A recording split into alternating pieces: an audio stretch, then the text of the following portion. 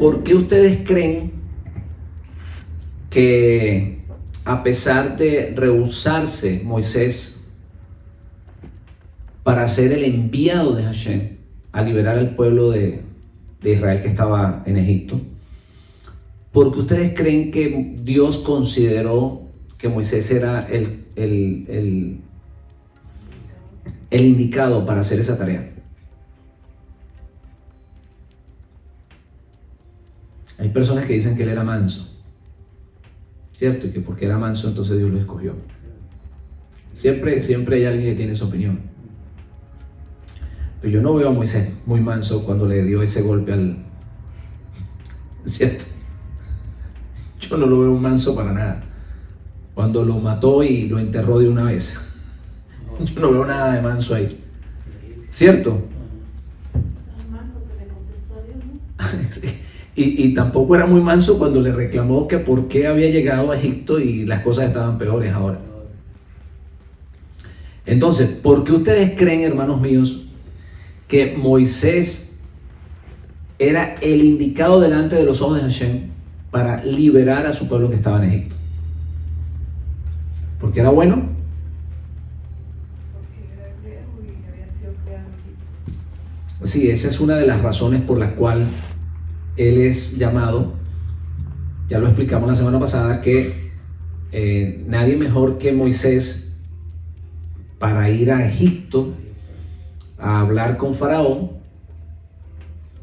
porque él había estado viviendo dentro de los palacios de Faraón, conocía su cultura, conocía toda su política, y por esa razón nosotros somos los más indicados, los que salimos de las iglesias, para decirle a los pastores que tienen que dejar de salir, que tienen que darle libertad al pueblo que está cautivo ahí adentro. Eso lo vamos a predicar siempre. Que esas ovejas que están allí no les pertenecen a ellos. Que fue que Dios se las prestó por un rato para que las castigaran un poco, pero que ya cumplieron el castigo y que es necesario que salgan de allí. Eso es lo que hace Hashem.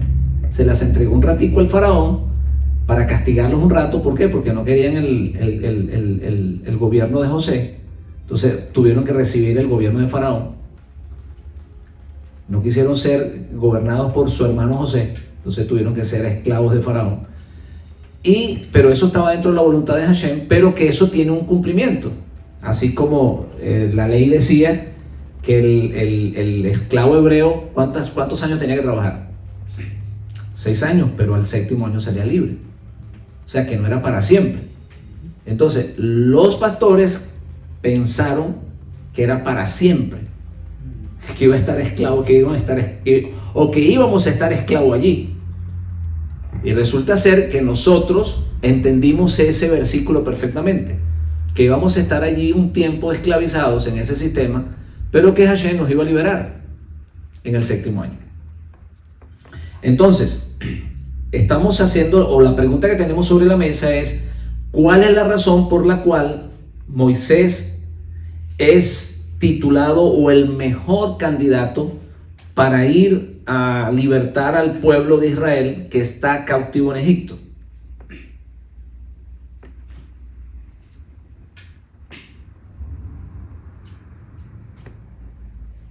Ya habíamos hablado un poquito que era una de las razones era porque conocía la cultura, la política del faraón, había nacido allí, se había criado como príncipe, así que te conocía perfectamente cómo se manejaba la política dentro del palacio de Faraón. Pero hay algo que lo califica totalmente, en otras palabras, que lo titula. Porque hay personas que tienen ciertas cualidades, pero que necesitan la aprobación. O sea, necesitan algo que no tienen y por lo tanto los quedan descalificados para ser delante de Hashem, en este caso, para ser titulados o para ser enviados. Estábamos aquí hablando de que el Salmo 46, perdón, Estamos hablando de que en el Salmo 45, versículo 6, si no me equivoco, encontramos un salmo mesiánico, o encontramos unas palabras mesiánicas o una profecía mesiánica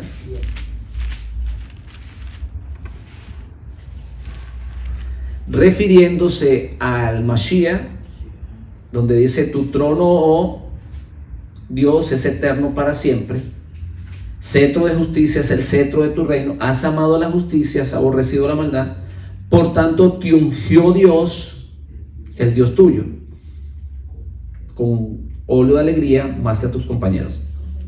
Me vale la pena aclarar que aquí tradujeron, digamos, la palabra como juez, tradujeron como Dios. Eso es es un tema que podemos explicar en otra ocasión, que lo hemos hablado aquí. Pero aquí no se pueden referir al Mesías como Dios, porque estaríamos hablando de dos dioses. Porque dice: te ungió Dios, el Dios tuyo. O sea, está aclarando que Él tiene un Dios. Así de sencillo.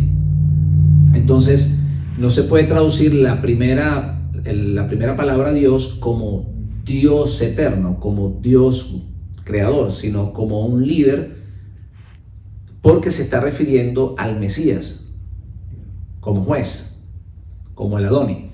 Bien, entonces, ¿qué es lo que amó Él? Justicia. Amó la justicia. Y por lo tanto, ¿qué sucedió? Hashem le entrega un trono, ¿verdad? Y dice que cetro de justicia es el cetro de tu reino. Es un reino de justicia, porque Él amó la justicia. Y por lo tanto se le entrega ese privilegio de ser un reino de justicia. Entonces, estamos hablando que Hashem encontró en Moisés unos atributos que lo calificó como el enviado para recoger sus ovejas, a pesar de rehusarse por tantas veces y a pesar de reclamarle a Hashem, como ya lo habíamos explicado.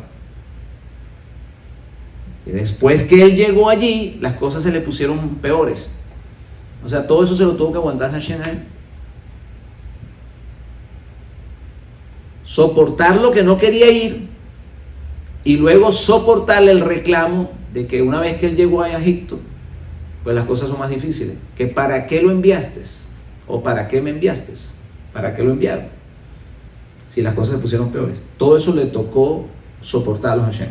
Sin embargo, Hashem encontró algo en él que lo constituyó líder y que no quiso usar a otro. Él podía usar a otro. De hecho, él podía haber usado a Aarón. Pero ¿qué fue lo que encontró él en Moisés que convence, si pudiéramos decir, a Hashem de que él es el líder indicado para sacar a los hijos de Israel de Egipto? Esa es la pregunta que tenemos hoy sobre la mesa. Hay opiniones que dicen que Moisés era manso.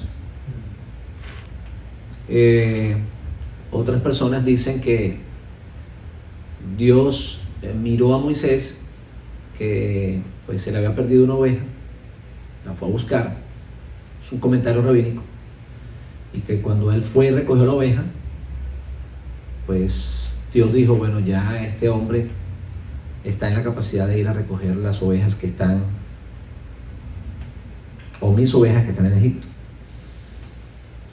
Eso tiene un poquito de lógica, pero la razón más fuerte por la cual Dios escoge a Moisés es por las acciones que él tiene frente a la injusticia. Fíjense que la Biblia relata 3 hechos que son bien interesantes. Éxodo capítulo 2, 11 al 12 dice: en aquellos días sucedió que creciendo ya Moisés salió a sus hermanos y los vio en sus duras tareas. y observó a un egipcio que golpeaba a uno de los hebreos. Entonces, este egipcio no le bastó con tener al hebreo de esclavo, sino que aparte de eso lo golpeaba. Y hay comentarios que se dice, este egipcio quería abusar de la esposa de este hebreo. Y él vino a reclamarle. Es un comentario que está, digamos, extraoficial, vamos a decirlo del Taná. Pero lo importante es que el Taná nos dice que él miró a este egipcio golpeando a un hermano hebreo y reaccionó frente a un acto de injusticia. ¿Y qué hizo? Se golpeó al egipcio o lo mató y lo escondió. En otras palabras, no te es suficiente con esclavizarlo, sino que también vas a golpearlo, pues realmente no mereces la vida. Entonces aplicó la justicia. Era un hombre con sed de justicia. En la segunda intervención vemos exactamente lo mismo, y fíjense que hay una confirmación. Estos hombres, sus hermanos, confirman lo que él o lo que Dios tenía para ellos, en este caso para Moisés. Al día siguiente salió y vio a 2 hebreos que reñían. Entonces dijo al que maltrataba al otro: ¿por qué golpeas a tu prójimo? Y él respondió: ¿quién te ha puesto a ti por príncipe y, fíjense, juez sobre nosotros? Entonces nos damos cuenta que vuelve él a actuar en medio de una injusticia. ¿Y qué dicen ellos? ¿Quién te ha puesto sobre juez? ¿O quién te ha puesto como juez sobre nosotros? En otras palabras, estaban confirmando lo que él un día iba a hacer. Porque fue Moisés quien los juzgaría a ellos. ¿Por qué? Porque Moisés traería la Torá o la ley con la cual sería juzgado el pueblo. Entonces, encontramos por segunda vez que él interviene, él hace sus intervenciones en actos de injusticia.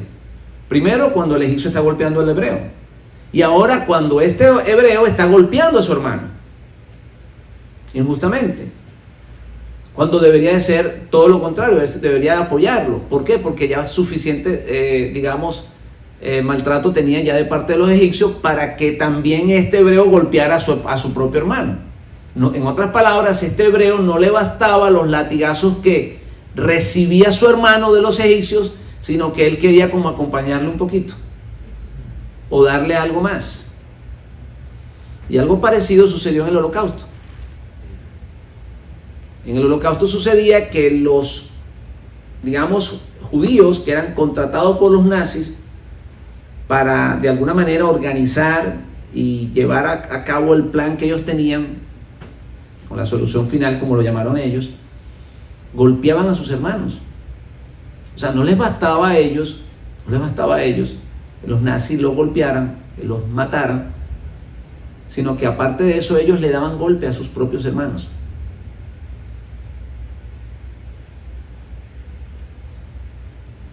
Nosotros, hermanos, tenemos que entender.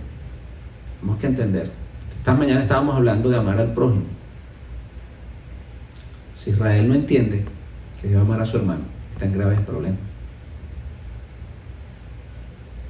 Ahora, ¿por qué fue tan fuerte el Holocausto? ¿Por qué fue tan fuerte? Es que parte del pueblo se puso del lado de los nazis para golpear a sus propios hermanos. se hicieron cómplices.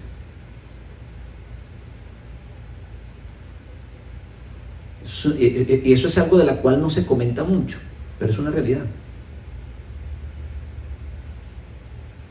Porque si tú ves que tienes que maltratar a tu hermano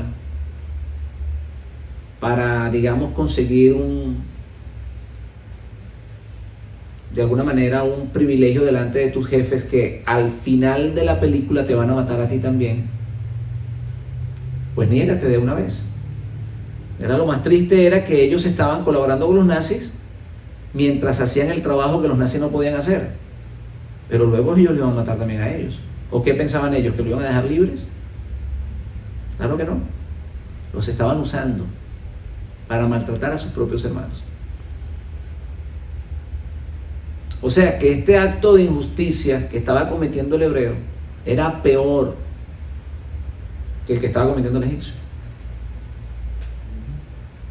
Y por eso él le dice estas palabras: ¿quién te ha puesto como juez delante de nosotros? Estas palabras, ¿cómo te atreves tú a decir eso? Quiero que, hermanos, pensemos en esto. Aquí tenemos un escenario tremendamente crítico. Fíjense que el enojo de Moisés en ese momento fue peor que cuando él miró al egipcio golpear al hebreo. Porque eso determinó que él se fuera de allí. Y a cualquiera se le puede pasar por la cabeza de que Moisés dijo: bueno, pues con esta gente yo no aguanto más. Que lo sigan golpeando, yo me voy. Cualquiera se le pudiera pasar por la mente eso. La Biblia dice que él se escapó porque pues se entera de que Faraón lo va a buscar y lo va a matar. Pero hermano, hay que estar en los zapatos de él. Él está defendiendo al hebreo. Y resulta ser que más adelante ese hebreo, porque así se comenta, de que ese mismo hebreo fue el que él defendió. Y ahora se le va en contra. Esta mañana hablamos también de lo que es ser agradecido. Los comentaristas bíblicos dicen que el hebreo que le reclamó a él fue el que el egipcio golpeó.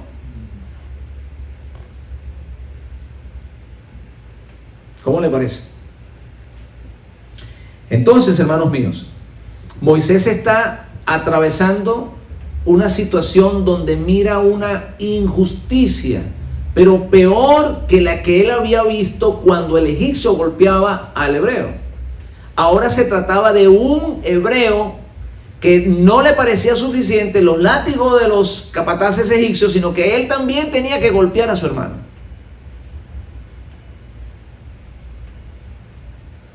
Imagínense, hermanos, la situación que él está mirando. Y él toma la decisión de irse. Pero esa sed de justicia iba con él. Porque ¿cuál es el próximo episodio donde definitivamente Dios dice: este hombre está en la capacidad de gobernar sobre mis ovejas?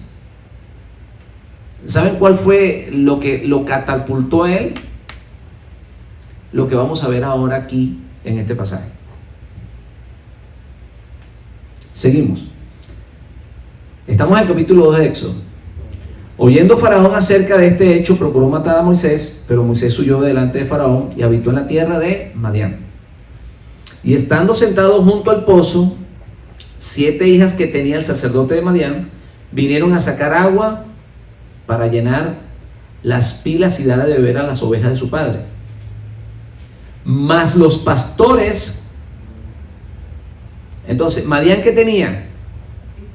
Hijas. Esto es importante. Fíjense. Y luego habla de pastores, refiriéndose a que habían hombres. Vinieron y las echaron de allí. En otras palabras, aplicaron la fuerza, aplicaron la injusticia.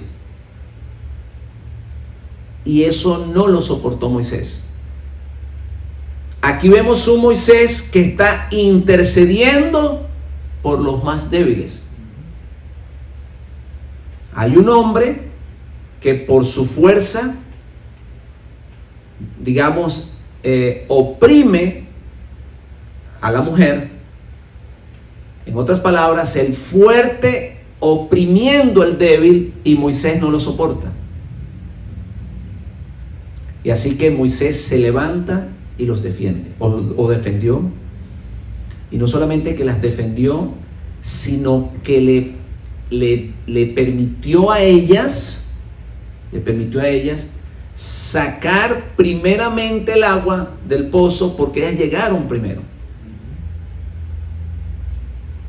Y esa es la razón por la cual ellas regresan a la casa y le cuentan todo esto al padre de ellas, y dice sabiamente Jetro: ¿cómo has podido dejar un hombre con esas cualidades? Tráelo, ve y búscalo y tráelo. El mismo Jetro se dio cuenta que estaba frente a un hombre que amaba la justicia. Y ese acto lo catapulta para él ser el indicado. Primero, defendió al hebreo golpeado por el egipcio. Luego, con más razón, defiende al hebreo que está siendo golpeado por su hermano. Y ahora defiende a unas mujeres que están, digamos, en desventaja con un grupo de pastores. Por el hecho de ser mujer, las discriminaban y le daban el agua que sobraba en los pozos. Pues que ellos le daban de beber a sus ovejas, entonces si quedaba algo se lo daban a las mujeres para que le dieran de beber a sus ovejas, a sus rebaños. Entonces, hermanos, no es porque Moisés se le perdió una oveja, o si fue eso, no es lo más importante que Dios vio en él, y fue y la buscó, como dice la tradición judía. No era porque era manso, porque no era para nada manso, porque si él fuese manso, no se hubiese enfrentado a los pastores. Eran varios, ¿verdad que sí? Tampoco se hubiese enfrentado al egipcio. Lo que Dios miró en Moisés y que lo calificó como líder era un hombre que tenía sed de justicia. Dios buscará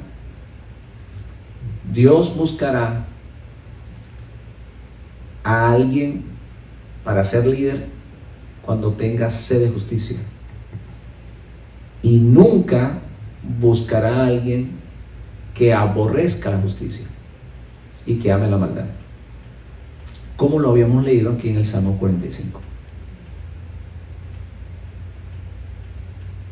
Los hombres sí. Los hombres pueden buscar a sus líderes porque tienen buenas posiciones, por la manera como se expresan, pero no Dios.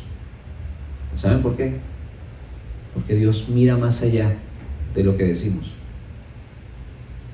Dios mira más allá de lo externo y de lo que hablamos. Que nosotros podemos hablar muy bonito, pero actuamos de una manera incorrecta.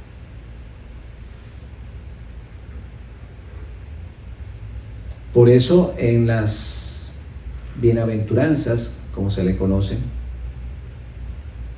o el discurso de las montañas, o el discurso de las colinas, como también algunos le dicen, él habla de eso, de que aquellos que tienen sed de justicia, ¿qué cosa? Serán saciados. Esto no se trata, hermanos, de ser buen religioso, de ser una persona buena. No. Tú puedes ser una buena persona y ser injusto. ¿Sí? Una persona que se deja llevar por los sentimientos, actúa de buena manera, pero está siendo injusto. Por eso una de las leyes en la ley se prohibía, digamos, favorecer al pobre por ser pobre. ¿Sí sabían ustedes eso? Eso no estaba permitido. Entonces vamos a ayudar a este porque es pobre. No, este es pobre pero es malo. No se puede ayudar. Eso estaba dentro de la ley. No se podía favorecer a alguien por su apariencia, sino que hay que establecer la justicia. Si la persona es pobre pero cometió el error, él tiene que pagar por ese error. Y si el rico, aunque tenga mucho dinero, cometió el error, también debe de pagar por ese error. Entonces, estas características, hermanos, las encontramos en Moisés. Y esas son las características que Hashem está buscando en cada uno de nosotros si tenemos el deseo de entrar en el reino de los cielos, de entrar a la tierra prometida. Nunca va a buscar un líder para que, digamos, pastoree sus ovejas si en ese líder no encuentra estos atributos.